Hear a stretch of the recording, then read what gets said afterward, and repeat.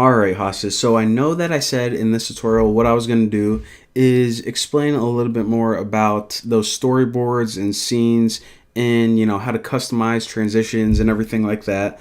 But what I want to do before that is actually talk to you about something called table views, because once we understand table views, we're going to understand how to create navigation systems a whole lot better. And table views, you've seen them all before. If you go to like your settings, there are a bunch of table views in those. So right now, just think of it like a list. All those lists you see that you can click on, those are table views. And you can actually customize them to look a lot different from one another. But you see this right here, whenever you click on it, it takes you to a new scene. You can actually have table views that don't take you to new scenes, just do anything.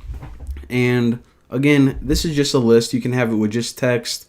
You can have images on it, icons, and I know that we didn't even understand how to create them yet, but whenever we do, I want to mention this thing that confuses a lot of people. Whenever you have something that looks like this with different sections or different categories, a lot of people think that you create, for example, 3 separate table views. This entire thing is just one table view. You can just specify that, okay, this table is going to have 3 different sections. So a lot of people, whenever they're first starting out, they try to create a different table for each category, but that's not how you do it. And you guys are going to see why that is important later on.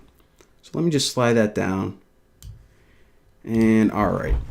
So what I did in this example is I pretty much just made a blank project, nothing new, single view application.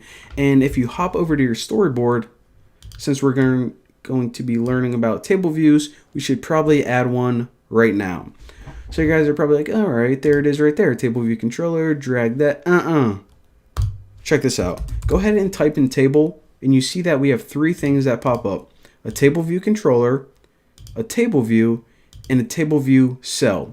Now, a table view cell is just one of the individual rows.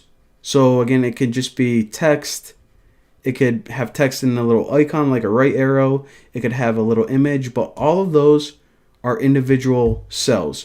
So we don't want that because we don't even have a table yet. What we want is this right here, table view. So take this and drag it out and make sure that it doesn't cover your status bar or the battery on top. So just add it right around there, looking sweet. And again, we want to make sure that this appears good on every device. And I'm going to be using the iPhone 5 to test right now. And we can do this in a lot of different ways. We can add constraints like before, but the real quick and easy way is if we go to editor and then we click resolve auto layout issues, we can just use reset to suggested constraints. And then we pretty much just let Xcode guess how we want our layout right now, and we can tweak it later on. But if we run this in the simulator, then we could say, all right, looking pretty good right now. Those default ones you gave us looks like they're fine. So again, right now, if you hold down your mouse and scroll, you can see that we can indeed scroll through this table.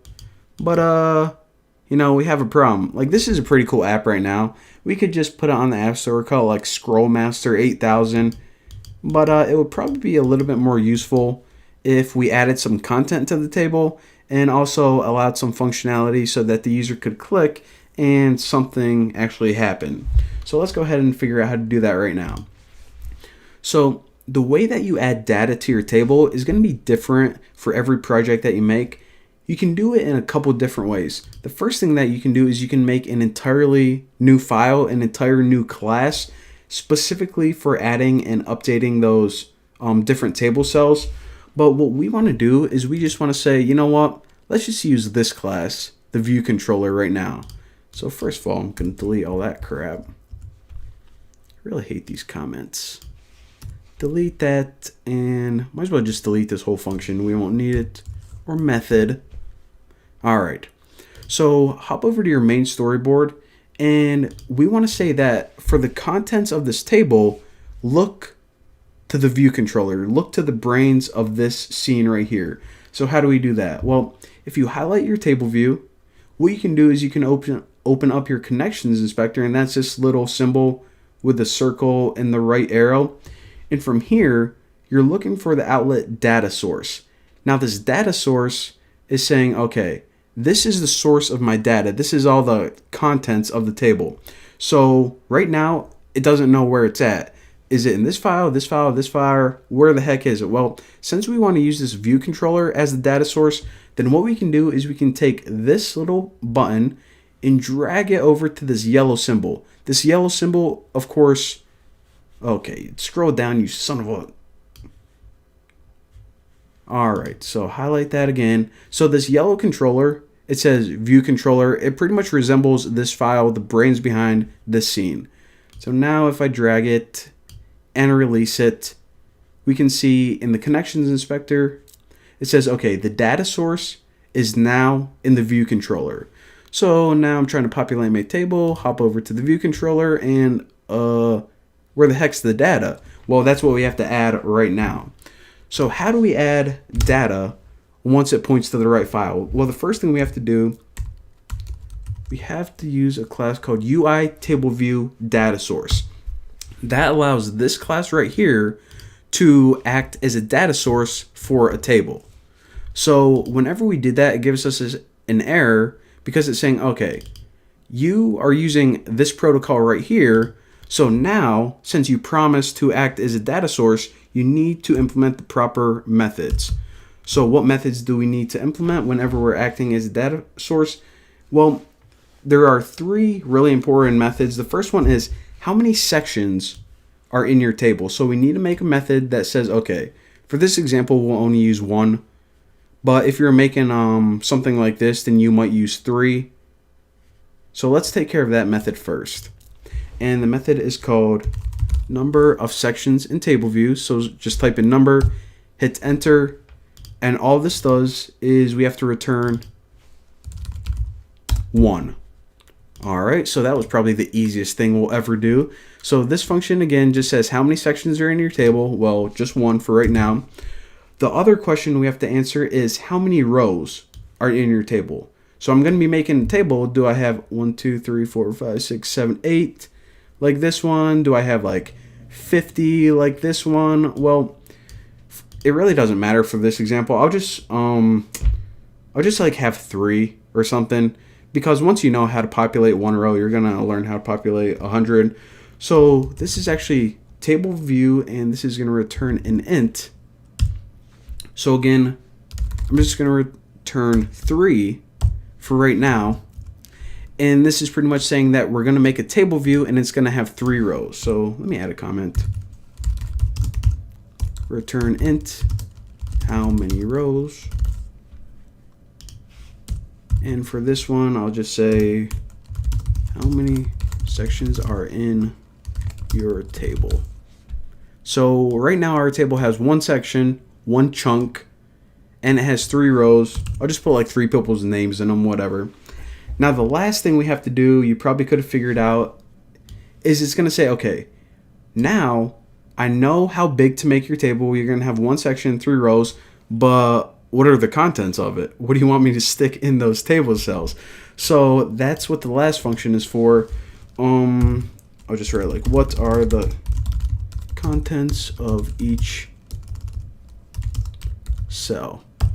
Now the function for this is table view, and it's going to return UI, if I could find it, UI table view cell.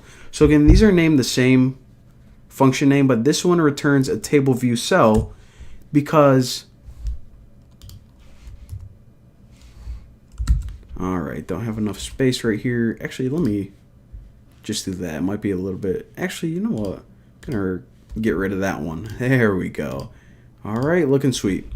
So this one says, okay, what I'm going to do is I'm going to build you a table. It's going to have 1 section, and it's going to have 3 rows. Now, every single time that I create a row, I'm going to call this method right here. And what this method has to do is it's going to say, okay, I'm going to return to you the contents for each one.